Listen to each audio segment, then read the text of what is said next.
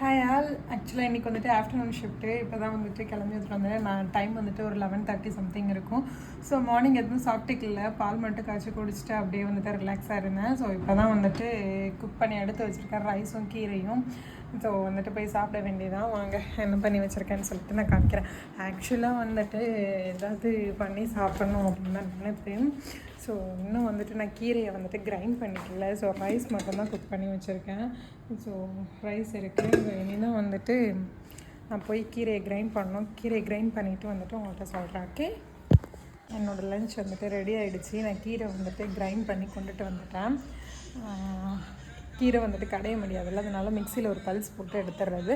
அப்புறம் கொஞ்சம் எக் பொரியல் பண்ணி வச்சுருக்கேன். ஸோ இதுதான் வந்துட்டு இன்றைக்கி என்னோடய லன்ச்சு. அப்புறம் இது கூட வந்துட்டு நம்ம ஒரு ஆச்சி பிக்கல். ஸோ அந்த ஆச்சி பிக்கல் வந்துட்டு தான் ஒரு மாதம் வந்துட்டு எனக்கு போயிட்டுருக்கு. இது இல்லைன்னா ரொம்ப கஷ்டமாகிடுக்கும். ஸோ அதுதான் என்னோடய சாப்பாடு ரெடி ஆகிடுச்சு. I'm going to have